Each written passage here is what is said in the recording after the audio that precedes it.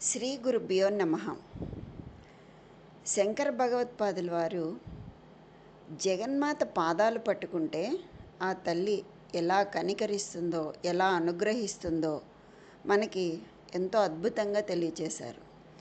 ఆ పాదాల యొక్క మహిమని చాలా గొప్పగా కీర్తించారు.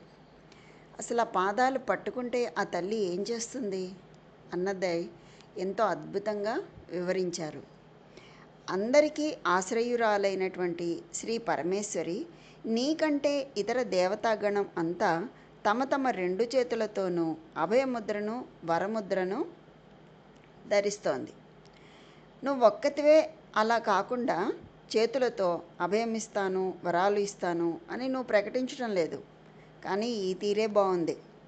సర్వ భయాలను పోగొట్టడానికి కోరిన దానికంటే ఎంతో ఎక్కువగా ఇవ్వటానికి నీ పాదాలు రెండే వర అభయాలు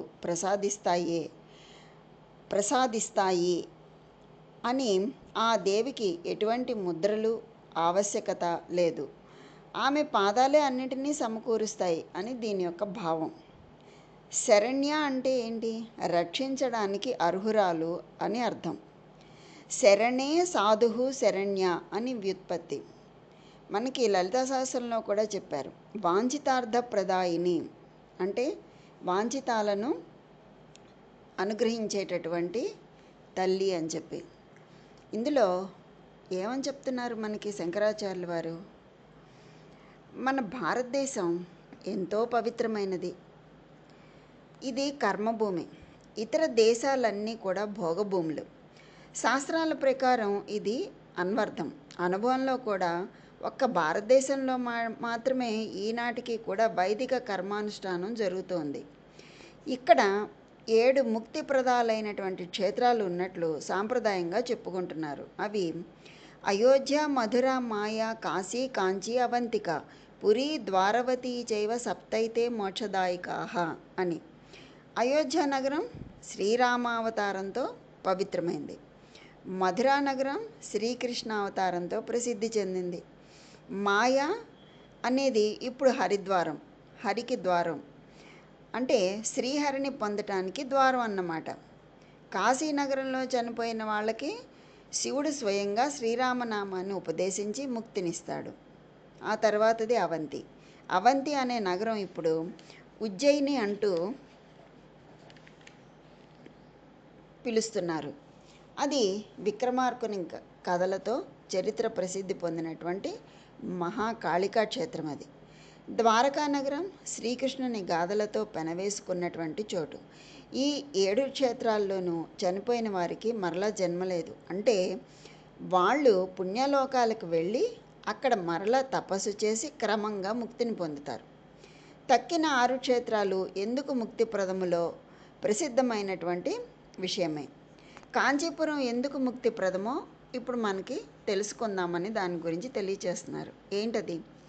కాంచి అంటే మధ్య భాగం అని అర్థం, లేక ఓఢ్యానము అని కూడా అర్థం. స్త్రీలు ఓఢ్యానమును శరీర మధ్య భాగంలోనే కదా ధరిస్తారు. అంటే ఓఢ్యానము అంటే వడ్డాణము. కాంచి దేనికి మధ్య భాగం మరి? ఒకప్పుడు మన వైదిక మతం సింహళం, ఇండోనేషియా మొదలైనటువంటి అనేక దేశాల్లో వ్యాపించి ఉండేది. విశాలమైన వైదిక మతావలంబులు నివసించే భూభాగానికి ఆనాడు కాంచీ నగరం మధ్య భాగంలో ఉండేది. కాంచీ వంటి నగరం మరొకటి లేదు. ఆ ఊర్లో 108 శివాలయాలు ఉన్నాయట. ఇది కాకుండా విష్ణాలయాలు, సుబ్రహ్మణ్యేశ్వరుని ఆలయాలు కూడా ఉన్నాయి. ప్రతి వీధిలోనూ ఓ దేవాలయం ఉంది. గుడి లేని వీధే లేదు. ప్రతిరోజు ఏదో ఒక దేవాలయంలో ఉత్సవం జరుగుతూనే ఉంటుంది. అట్టి కాంచీపుర మధ్య భాగంలో కామాక్షిదేవి ఆలయం ఉంది. ప్రాచీన కాలం నుండి వస్తున్నటువంటి లెక్క ప్రకారం కాంచీ నగరానికి సరిగ్గా నడిబొడ్డున కామాక్షిదేవి ఆలయం ఉంది. అక్కడ 108 శివాలయాల్లోనూ ఈశ్వరునికి వేర్వేరు నామాలున్నాయి. అమ్మవారికి ఒక్కటే పేరు. 108 శివాలయాల్లో ఎక్కడా అమ్మవారి సన్నిధి లేదు. విష్ణు యొక్క ఆలయాల్లోనూ సుబ్రహ్మణ్యేశ్వర ఆలయాల్లోనూ అమ్మవారి సన్నిధి ఉంటుంది. కాంచీ నగరంలో ఏ శివాలయంలోనూ కూడా అమ్మవారి మూర్తి ఉండదు. కామాక్షి దేవియే సకల శివాలయములకు ఆదిశక్తిగా అనుగ్రహిస్తూ ఉంటుంది.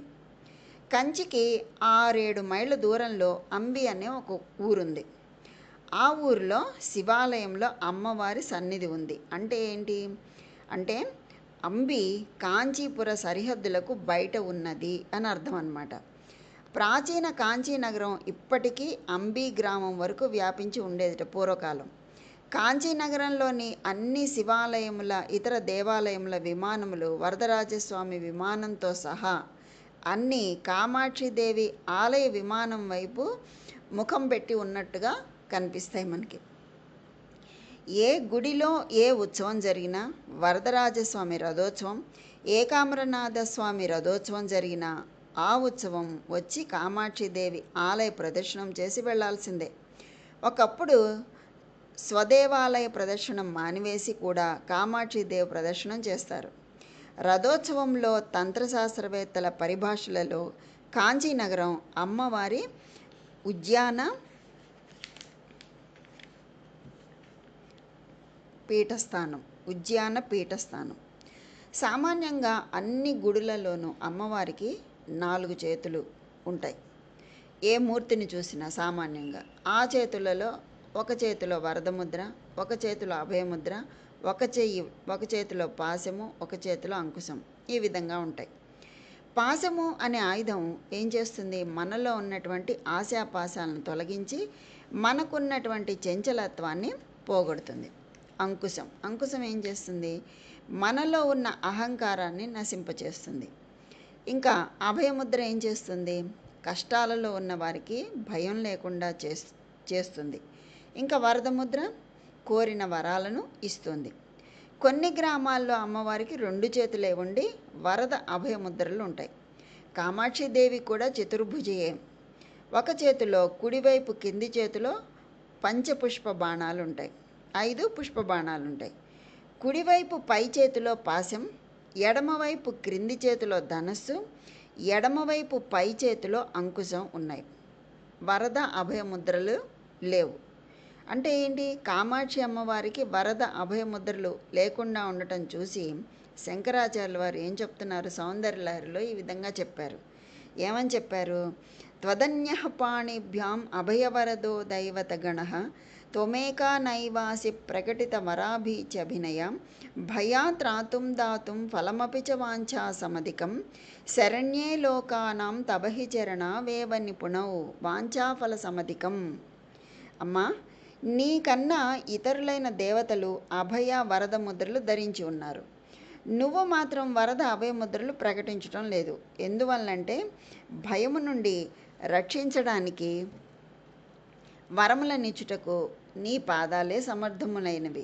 అందువల్లే నువ్వు నీ చేతులతో చూపించట్లేదు. వాంఛా సమధికం అంటే ఏంటి? మనం కోరిన దానికన్నా కూడా అమ్మవారు ఎక్కువ ఫలాన్ని, వరములను ఇస్తుంది అని భావం. వాంఛ కోరిన వాటిని, అధికం ఇంకా ఎక్కువగా, అంటే మనం ఏదైతే కోరుకుంటామో దానికన్నా కూడా ఎక్కువగా వరాలని ఇస్తుంది అని చెప్తున్నారు. అంటే ఏంటి? మోక్షమును కూడా ఇస్తుంది అని భావం. అమ్మవారి చతుర్భుజాలలో ఆయుధాలను లలితా సహస్రనామాల్లో వివరించి చెప్పారు. అమ్మవారి మూర్తిలో ఒక్కొక్క భాగాన్ని ధ్యానం చేస్తే ఒక్కొక్క సిద్ధి వస్తుంది. పంచబాణములను ధ్యానం చేస్తే ఆశాపాశం విడిపోతుంది. అలాగే ధనస్సుని ధ్యానం చేస్తే మనసుకు చలనం తగ్గిపోతుంది, అంటే అటు ఇటు పోకుండా ఒకచోటే ఉంటుంది.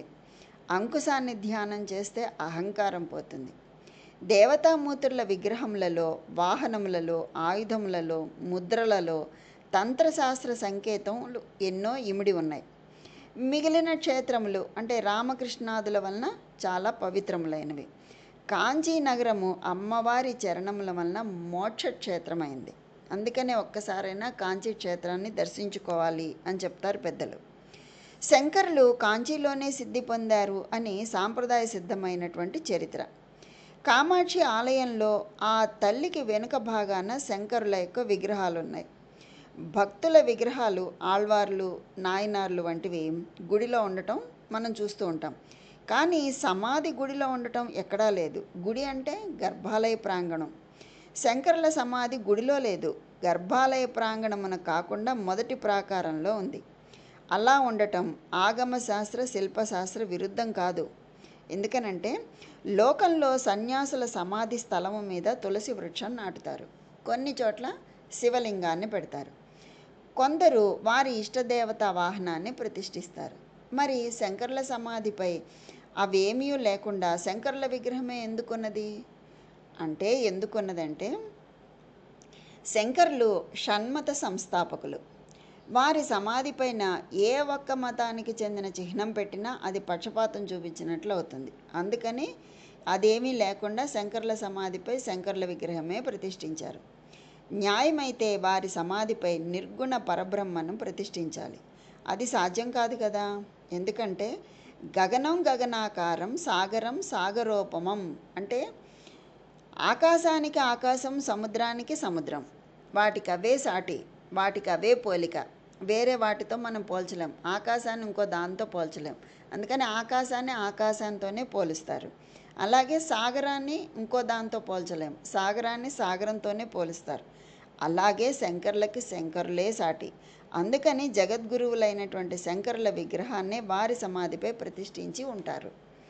గురు బ్రహ్మ గురు విష్ణు అన్నారు కదా.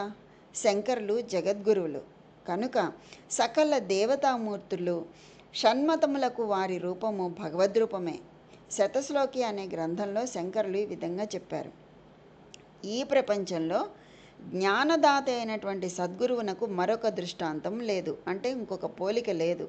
సద్గురువునకు సద్గురువే సాటి. స్పర్శమణి లోహమును బంగారంగా ఎలా చేయగలుగుతుందో సద్గురువు ఒక జడుని జ్ఞానిగా వారు సద్గురువుగా చేస్తూ ఉన్నారు.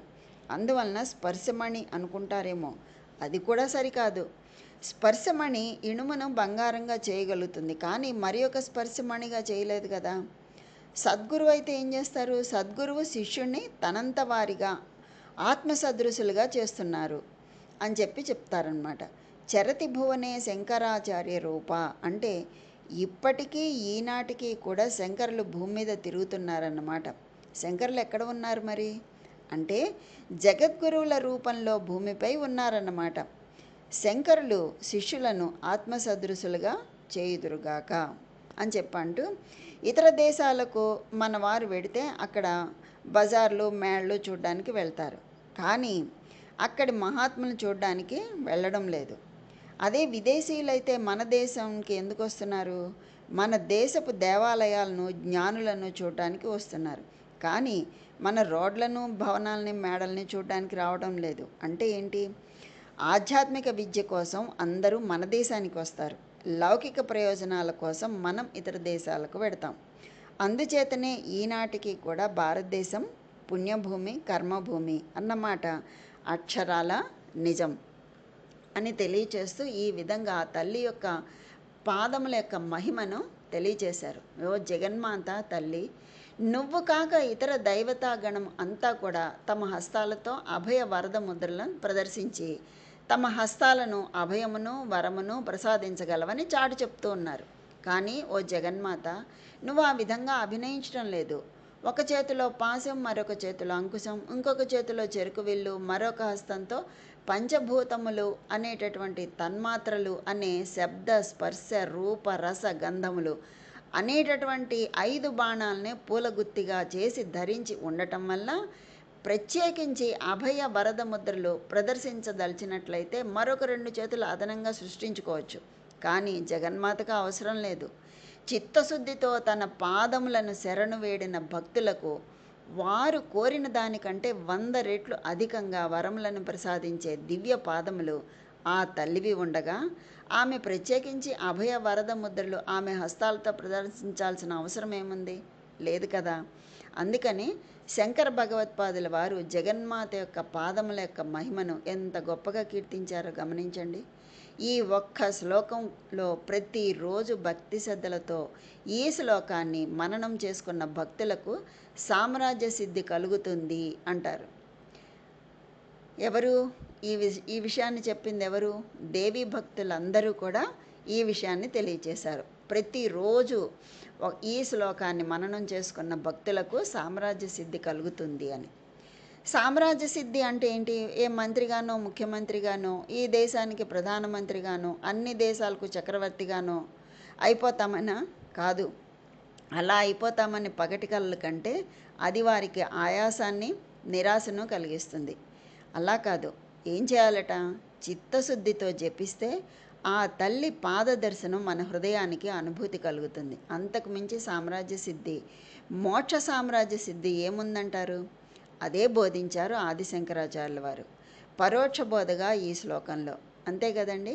కనుక ఆ తల్లి యొక్క పాదాలు పట్టుకున్న వాళ్ళకి ఎటువంటి స్థితి కలుగుతుందో ఎంత చక్కగా మనకి తెలియచేశారో చూడండి. అందుకని మనం పట్టుకోవాల్సింది, చేయవలసిందల్లా ఏమీ లేదు. వదిలిపెట్టకుండా ఆ తల్లి పాదాలను గట్టిగా పట్టుకోవడమే. ఈ విధంగా మనం ఆ తల్లి చరణాల దగ్గరికి చేరుకుని మోక్ష సామ్రాజ్య సిద్ధిని పొందాలి. కనుక అందరూ ఆ విధంగా ఈ శ్లోకాన్ని కూడా ప్రతిరోజు చదువుకునే వాటిలో నిత్య పూజలో అనుసంధానం చేసుకుని ఆ మోక్ష సామ్రాజ్య సిద్ధిని పొందగలరు అని ఆశిస్తున్నాను. కనుక నాకు ఈ అవకాశాన్ని ఇచ్చినటువంటి కమలా చెరువు గారికి ధన్యవాదాలు తెలియచేసుకుంటూ, మీకు అందరికీ ఆ అమ్మవారు అనుగ్రహించినంత మేరకు నేను చెప్పగలిగాను. ఎంతమందికి అర్థమయ్యేటట్టు చెప్పగలిగానో లేదో నాకైతే తెలీదు. కాకపోతే అందరూ సహృదయంతో విని మీ స్పందనలు తెలియచేశారు. అందరికీ కూడా పేరు పేరున కృతజ్ఞతలు తెలియచేసుకుంటూ, కమల గారికి ధన్యవాదాలు తెలియచేసుకుంటూ, ఆ జగన్మాత అందరికీ మోక్ష సామ్రాజ్య సిద్ధిని ప్రసాదించాలని కోరుకుంటూ స్వస్తి.